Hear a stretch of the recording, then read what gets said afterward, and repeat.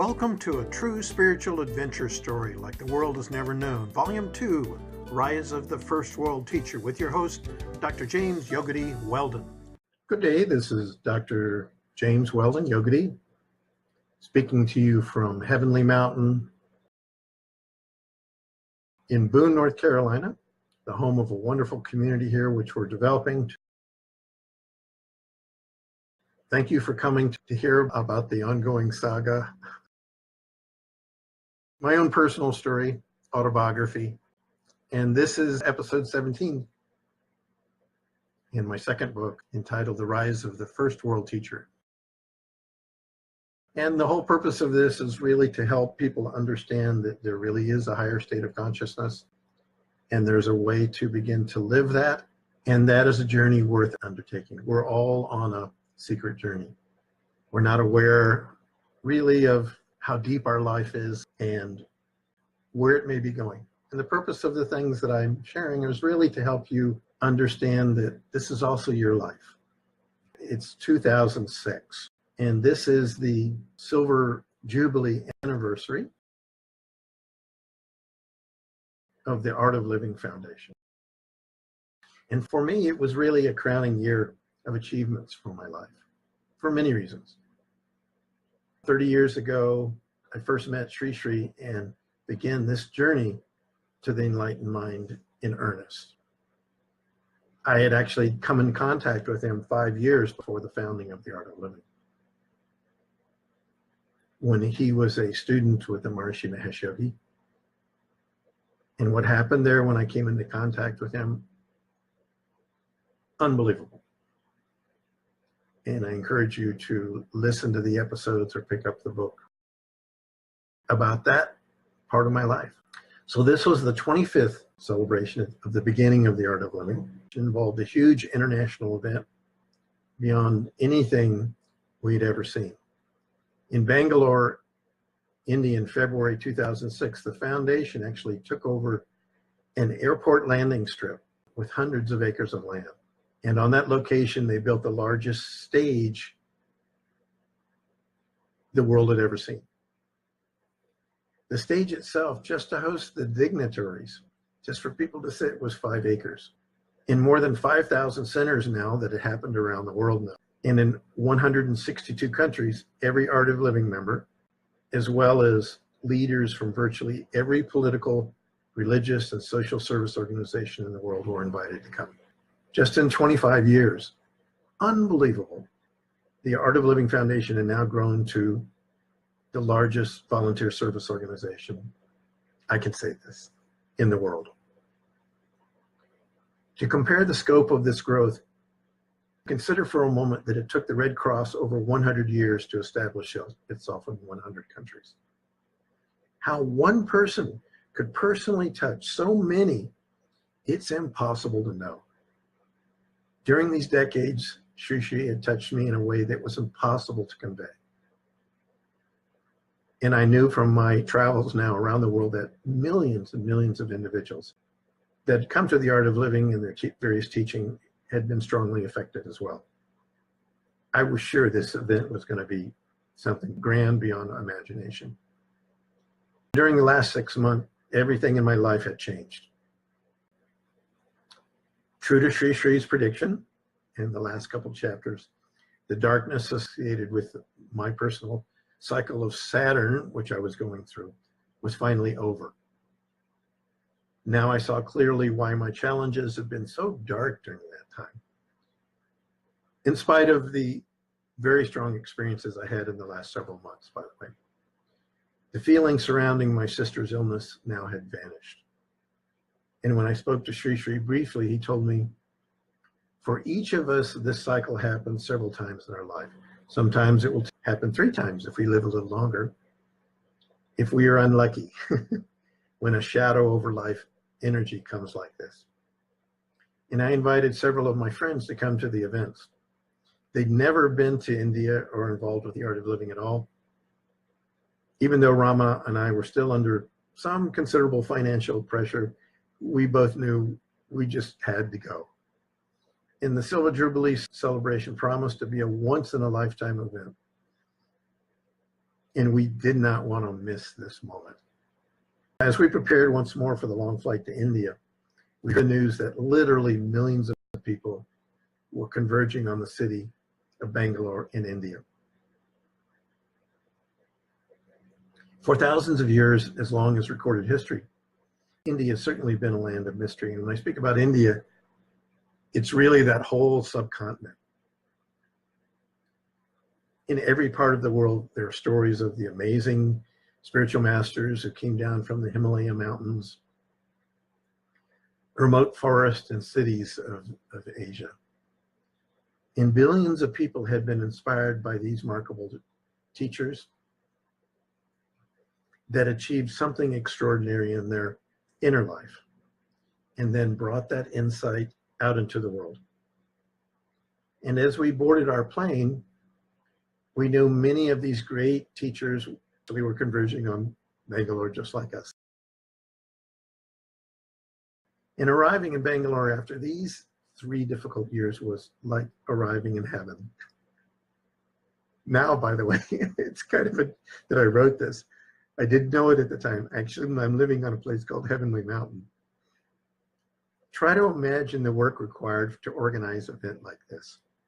For the last year, Sri Sri and tens of thousands of volunteers, and the hard work was apparent from the moment we arrived at the Bangalore airport.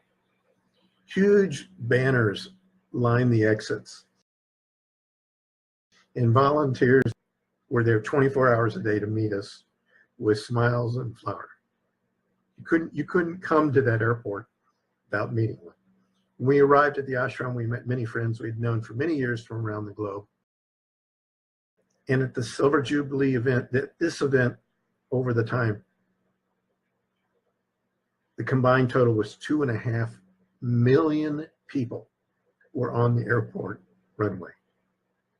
By the way, at the time, we couldn't even imagine that there would be a time that space would be too small just 10 years later. Just imagine trying to register all those people for that event. You know, Nobel Peace Prize winners joined beggars from the streets of Bangalore. Everyone was invited. Rich or poor, we are all the divine self. Kings and heads of governments joined their fellow countrymen from over 150 countries for one purpose: to celebrate the family of mankind, the oneness of mankind. In Sanskrit, the celebration was called Vasudeva Kutumbakam, the one world family. Imagine my astonishment upon walking out on that airport runway where the event, and looking literally as far as I could see in every direction. Just imagine that. Were my family members. Even with the huge stage, everyone couldn't see. And as I stood on that stage and I looked off into the distance, there were dozens of towering projection screens into the horizon. And they were big and they got smaller, smaller, smaller. And they ended up you could see them in the distance, and they were about a ½ inch tall in the distance. All along one side were food vendors and even bigger tents stretching off into the distance. And on the other side of the runway were huge display tents with representatives of the Art of Living centers speaking about special projects in their countries. And go online if you have a chance and just search under the Silver Jubilee. Millions were singing and dancing together. So for a whole week, we listened to speeches from many heads of state, Nobel Peace Prize winners, and spiritual leaders from all the religious traditions of the world. We meditated together, we sang together, we danced together as one world family. And I wondered if this was not heaven, or what heaven would be like. When I arrived, I made no personal plans to meet Sri Sri. I couldn't even imagine how busy he probably was. I only came to stand on that field and see and feel the truth of the oneness of mankind. Sorry. Even now, I'm still overwhelmed. We wanted to experience what belongingness and connectedness on that scale would mean.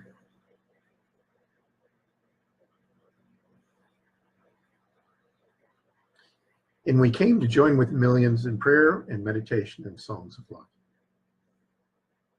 And I knew standing on that field that the people of the world want something different than wars, poverty, political, economic, and religious divisions. During that time, we transcended these differences and saw the possibility of a much better future for us all. We saw that those who lived as enemies could come together in harmony. We had just sat in the evening meditation together that evening with these 2.5 million people or so.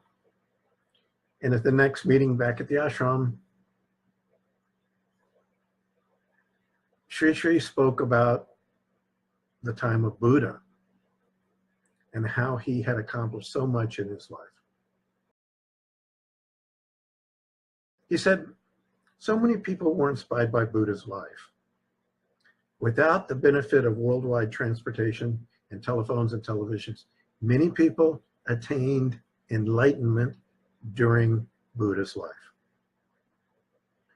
The largest group meditation held during Buddha's life was about 10,000 people. And then he said something amazing. He said, and during Buddha's life, about 10,000 people also gained enlightenment. When I heard these words from Sri, I was suddenly alert because I haven't talked about it, but I also knew I lived during the time of Buddha as well. What can I say? You see, I was in the audience just a few feet away from Sri. And after he said these words, he looked at me intently. And then he said something absolutely incredible. You know, to this day, I do not know if he said these words or he made me hear them, but I heard them. And I saw in my mind exactly what he was thinking.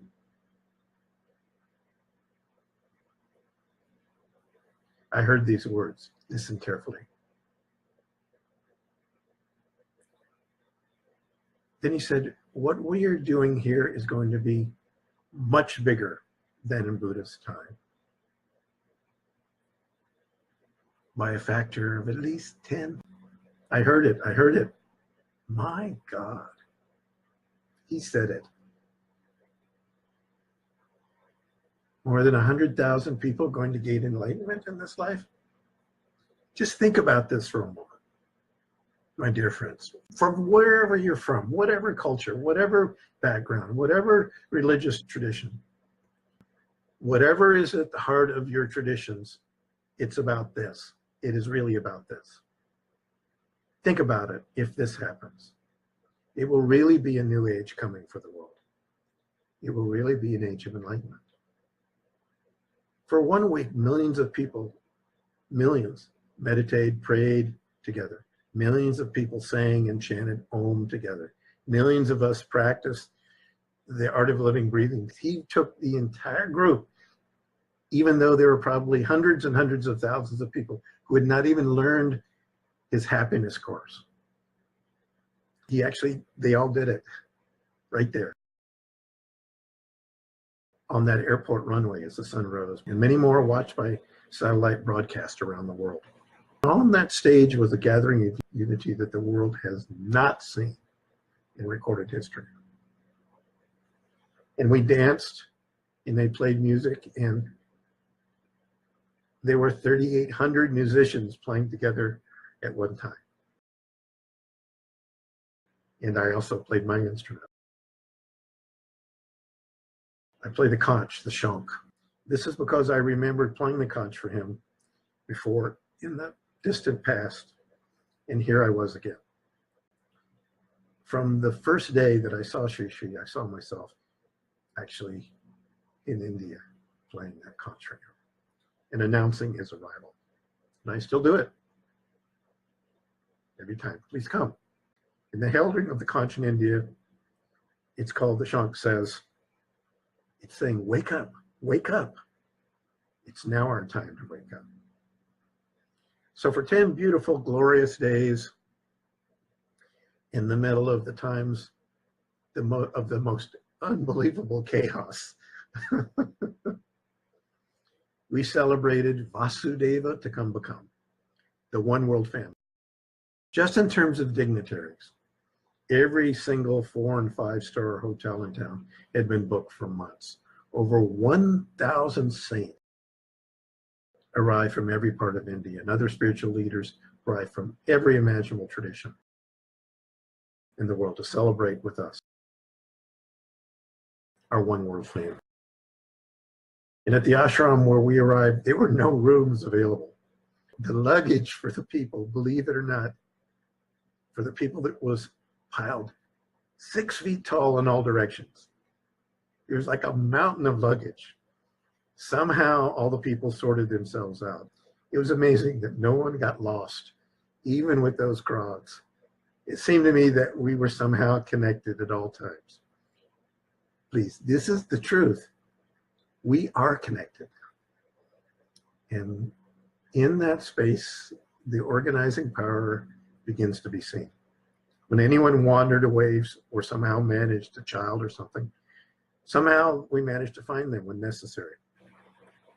My invited friends and I found an excellent 5-star hotel that was 20 minutes away from the hotel, 45 minutes from the ashram.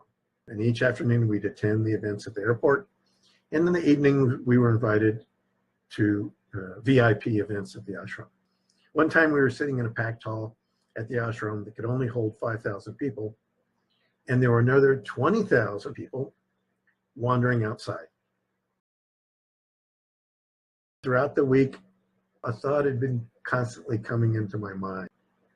Wouldn't it be nice if I could introduce my friends to Sri Sri? And it kept on coming, and it came again today. I was sitting in the hall,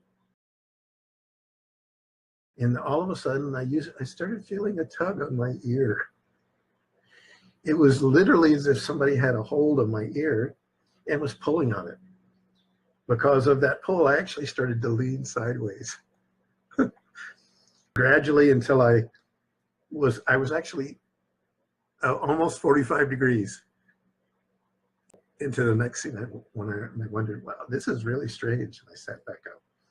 And again, after a few minutes, as I listened to the speaker, I began to feel a tug again, pull on my ear. And so I was so relaxed, I started doing this because I felt this pull on my ear. And suddenly I felt an urge to get up and go. I just had to go.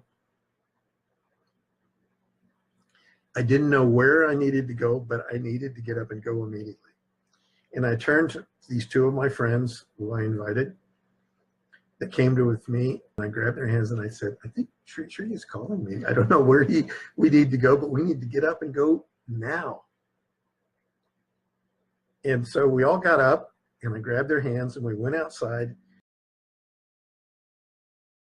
So there was about 20,000 people.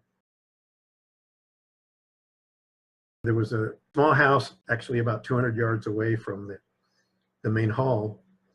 And this was actually the same hall that Sri Sri met with me and spoke to me when I told him about the tragedy that happened with my sister. And immediately I knew Sri Sri was in the hall. I knew it. And now, of course, there was a huge crowd and actually a long, long line in front of that door to get into the house. Everybody wanted to get in. And there were guards guarding the door. And without thinking about what I was doing, I took the hands of my friends and I walked right up through the crowd, and I walked to the door, and as soon as I got it, opened. Magic. The door opened. I didn't say a word to anyone. I just walked straight to it with total determination. And without a word, I walked through the door. Without a word, we walked in that door, and there was Sri Sri sitting alone with a mischievous grin on his head, on his face, and he was pulling on his ear.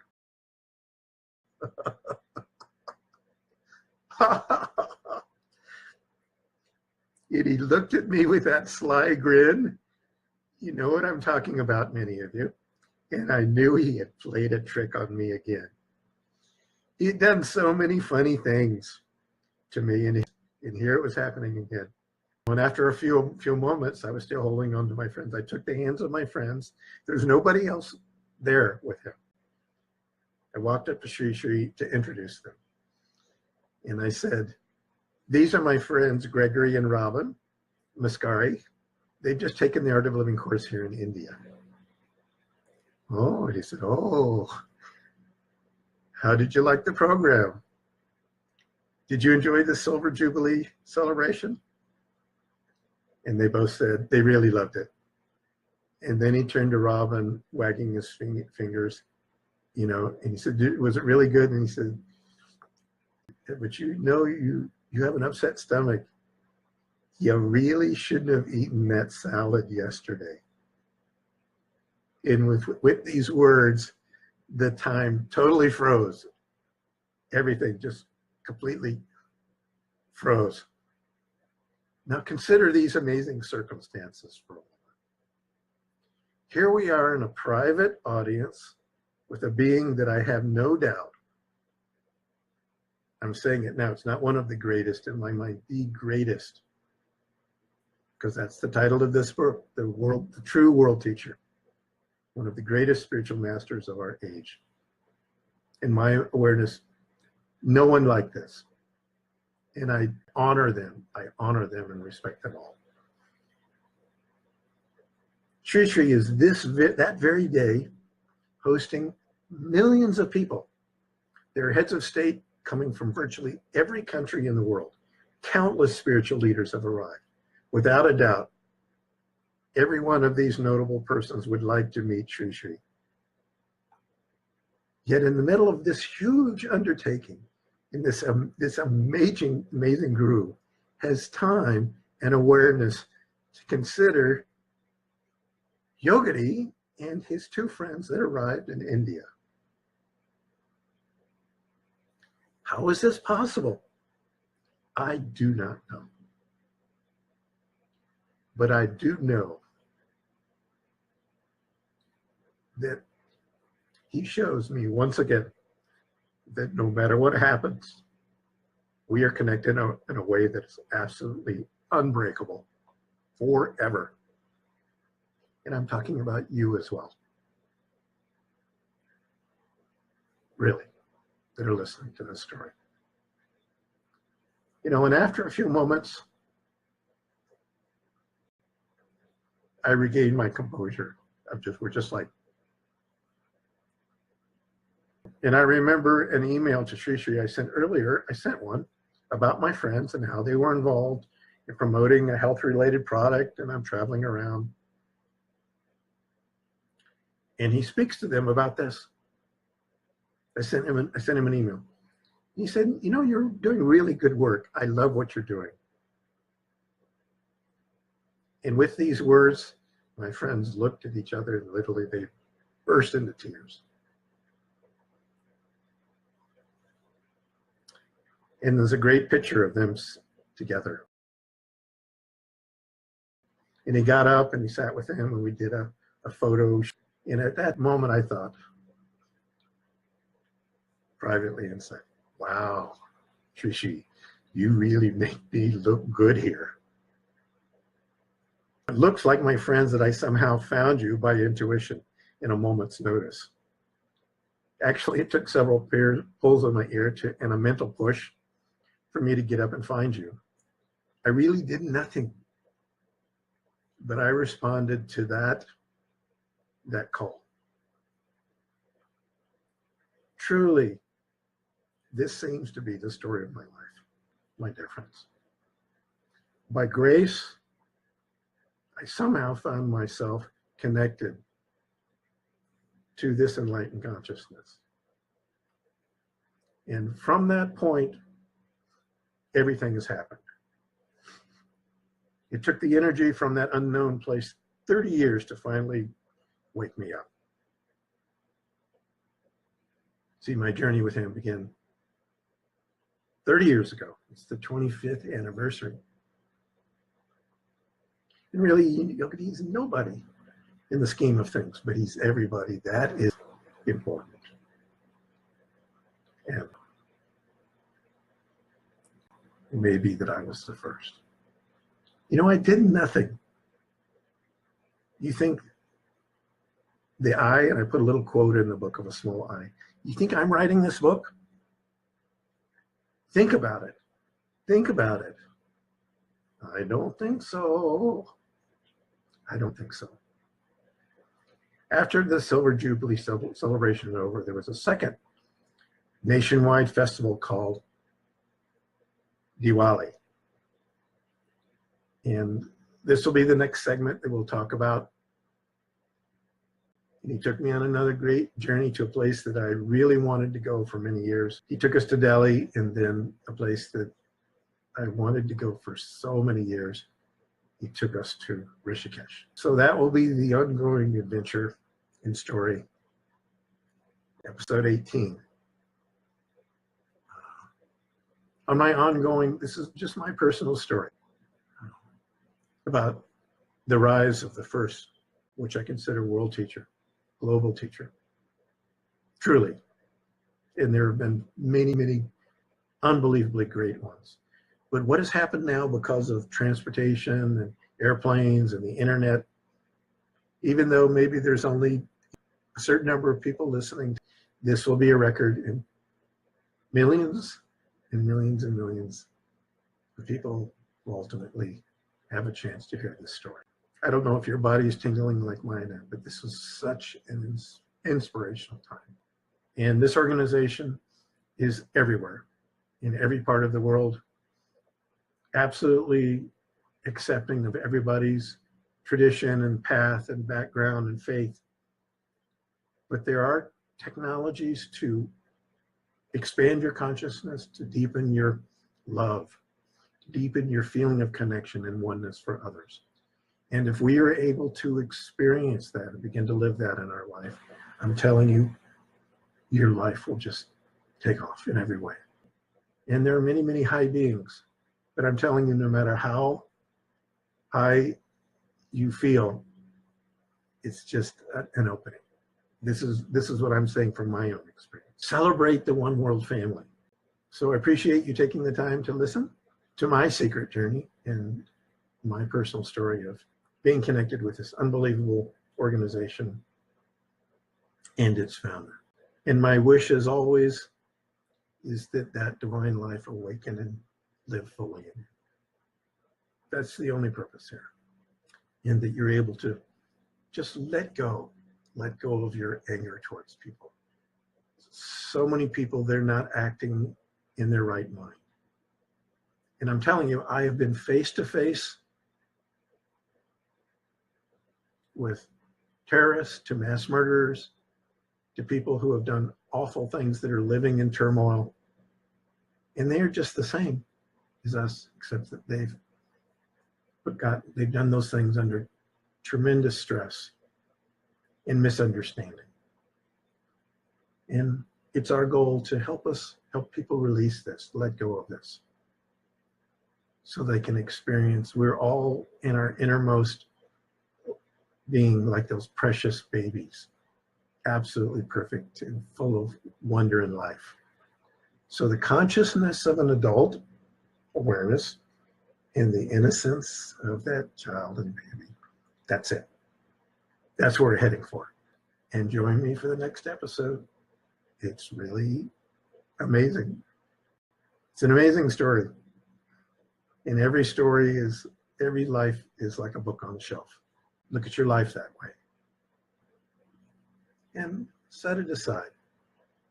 Let go of those difficult things. And if you can't let go, take to this knowledge, because it will wipe it all away. It'll release you. It'll release those deep impressions in the mind and the body, in the consciousness. Namaste. And again, as I always have said, let that divine life awaken in you. Jai Gurudev. Thanks for joining us in our YouTube channel, books, podcast episodes on living the enlightened life, and autobiography with your host, Dr. James Yogadhi Weldon.